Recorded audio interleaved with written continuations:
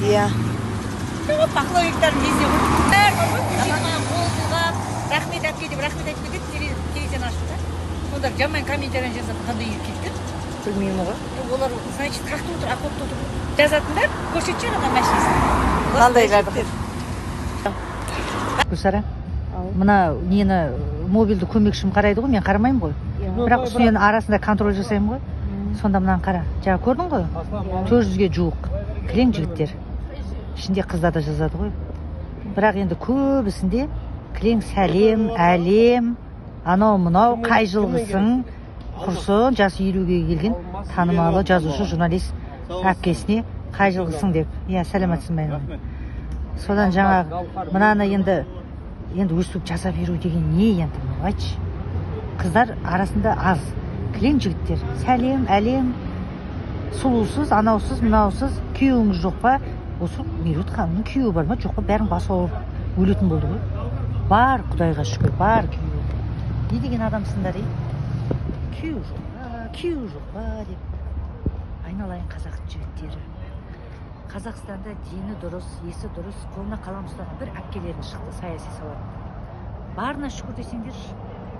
Сендерге жылап, еңіреп, байдан байға тиіп, қырылып, теледидарға шығып, байын жамандап, баласын жамандап, бір-бірімен алысып, жұлысып отырған әйел керек па? Жақсы әйел деген күйеуі бар ма, жоқ па, баласы бар ма, жоқ па, білдірмейтін, ымы-жымсыз ұстайды. Сыртқа шыққан кезде қыздай болып шығатын әйел. Міне, аты шықпаған әйелге қуану керек.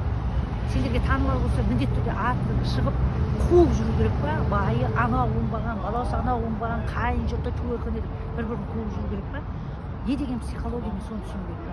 Сондықтан да бір есі дұрыс Меруерт Әйтенова деген қолына қалам ұстаған әпкелердің шықты ма?